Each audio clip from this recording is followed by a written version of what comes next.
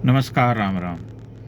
शबरीमला के मामले पर सुप्रीम कोर्ट के 9 जजों के बेंच ने सुनवाई करते हुए बड़ी तीखी टिप्पणियां की हैं। जस्टिस सूर्यकांत ने तो यहां तक कहा कि 2006 में जो पीआईएल दाखिल की गई थी उसे उसी समय कूड़ेदान में क्यों नहीं फेंक दिया गया था, उस पर सुनवाई क्यों की गई।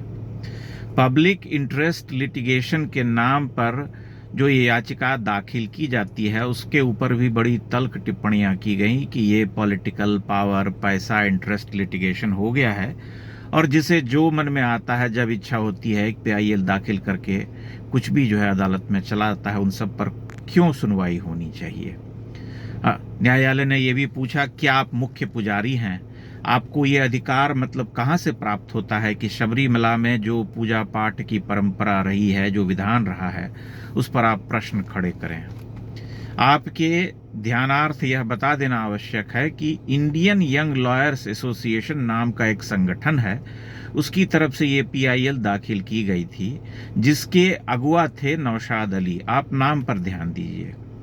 नौशाद अली जी ने ये याचिका दाखिल की थी और उसके बाद जो है ये सुनवाई हुई, जिस नौशाद अली से ये पूछा गया कि आप कौन हैं। आप सभी पूछ सकते हैं कि भला आपका क्या इसमें इंटरेस्ट है, आपकी क्या रुचि है, क्या आप हिंदू धर्म के आस्थावान नागरिक हैं, आप उसको फॉलो करते हैं, आपको लेना देना नहीं है, लेकिन समानता का अधिकार का झंडा लिए हुए आप पहुंच गए, महिलाओं के अधिकार की बराबरी का झंडा लिए हुए आप पहुंच गए। और ऐसा आप केवल तभी करते हैं जब हिंदू धर्म के पूजा पाठ के विधान को, उसकी परंपरा को चुनौती देना हो, क्योंकि हम सभी जानते हैं कि मस्जिद में महिलाओं का प्रवेश वर्जित है, जबकि हिंदू मंदिरों में प्रवेश वर्जित नहीं है। जो कुछ मंदिर विशेष हैं वहाँ पर यह अनुशासन है या पूजा पाठ का विधान है, लेकिन वह आज से नहीं है, शतियों पुरानी परंपरा है। हमें उसको पूरी गरिमा के साथ उसका सम्मान करना चाहिए। 2018 में देश की सबसे बड़ी अदालत ने यह निर्णय दिया कि 10 से 50 वर्ष की महिलाएं जो शुद्ध हैं वे मंदिर में जा सकती हैं, जबकि शबरीमला में यही विधान था कि 10 से 50 वर्ष की महिलाएं नहीं जा सकती, क्योंकि वहां पर यह नियम है कि कोई भी ऐसी महिला जो कि मासिक धर्म से गुजर रही है उस मंदिर में प्रवेश नहीं कर सकती। तब जब ये निर्णय दिया गया था तब देश भर में बड़ा रोष प्रकट किया गया था, बड़े संगठनों ने विरोध किया और बहुत सारी महिलाओं के ऐसे संगठन थे जो कि झंडा लेकर के समानता का अधिकार प्राप्त करने के लिए आंदोलन कर रही थी। वे सभी मंदिरों में जबरन घुसने का प्रयास कर रही थी। इसलिए हमें इस पर विचार करना चाहिए कि भला ऐसा क्यों होता है कि हमेशा हिंदू परंपरा और रीति नीति के साथ छेड़छाड़ की जाती है, उसी में केवल मौलिक आज़ादी का प्रश्न आता है, वहीं पर केवल समानता के अधिकार जो होते हैं वो एप्लीकेबल होते हैं। अन्य मजहब या अन्य विश्वास के जो तीर्थ हैं या जो भी सिनेगॉग हैं, गिरजाघर हैं, वहाँ पर भी बहुत तरह के नियम कानून होते हैं, उन्हें कोई क्यों चुनौती नहीं देता है। मंदिर का अपना एक विधान होता है। कुछ विशेष मंदिर होते हैं जहां पर कि कुछ कठोर अनुशासन का पालन किया जाता है। दक्षिण में विशेष करके या उड़ीसा में कुछ ऐसे मंदिर हैं तो हैं, उनका विधान है तो हमें उसका पूरी गरिमा के साथ सम्मान करना चाहिए।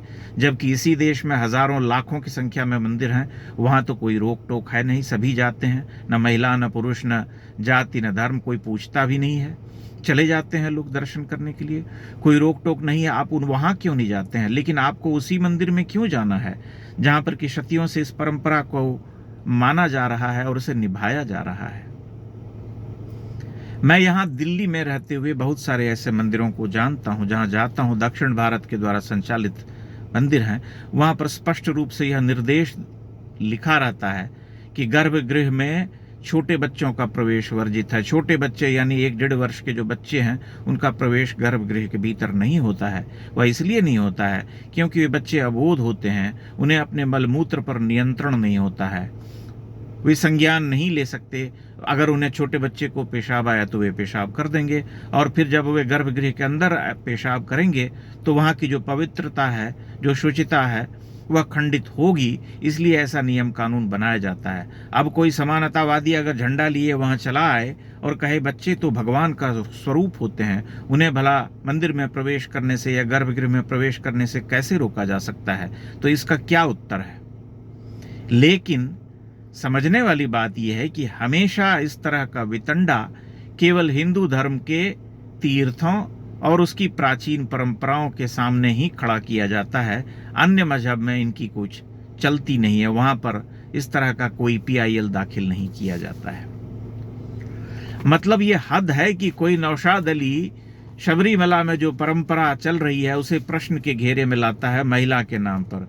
सुप्रीम कोर्ट ने यह भी कहा कि अगर मुख्य पुजारी से के ऊपर कदाचार का कोई मामला था या आरोप लगा था तो उसकी भिन्न तरीके से जांच होनी चाहिए थी, न कि कोई भी व्यक्ति वहां की परंपरा पर प्रश्न उठाते हुए PIL दाखिल कर देगा और उस पर सुनवाई करने के लिए हम यहां बैठे होंगे। सुप्रीम कोर्ट के इस निर्णय का हम हृदय से सम्मान करते हैं और संपूर्ण भारतवासियों को जो है करना चाहिए। परंतु विचारणीय है कि 20 वर्ष का समय लग गया जब इस PIL को दाखिल किया गया था 2006 में, आज 2026 है, अब जाकर के न्यायालय ने यह कहा कि भला हम इस पर क्यों सुनवाई करें, इसे कूड़ेदान में क्यों नहीं फेंक देना चाहिए।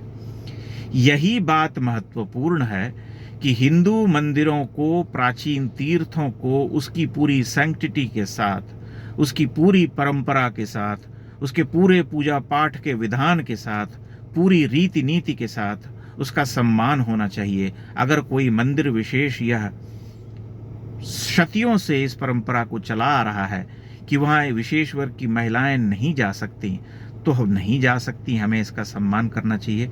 केरल में 2-4 ऐसे मंदिर भी हैं जहाँ पर कि पुरुषों का प्रवेश प्रतिबंधित है, तब कोई झंडा उठा करके क्यों नहीं चला जाता है। हम सभी जानते हैं कि शबरीमला में जो दर्शन करने जाते हैं, जो तीर्थयात्री होते हैं, जो श्रद्धालु होते हैं, वे लंबे समय तक व्रत पर रहते हैं, बहुत सारे अनुशासन का पालन करते हैं, धरती पर सोते हैं, काला वस्त्र पहनते हैं, एक ही समय भोजन करते हैं। तो ये सब परंपराएं हैं, ये सब रीति नीति हैं जिसका अनुशासन से अनुशासित होकर के पालन किया जाता है। एक श्रद्धा का भाव है। अब हर विषय पर आदमी अगर मौलिक अधिकार का झंडा लिए आ जाए कि नहीं हम तो ऐसे ही जाएंगे, जैसे मन करेगा, भगवान का घर है, तब इस प्रश्न का क्या उत्तर है।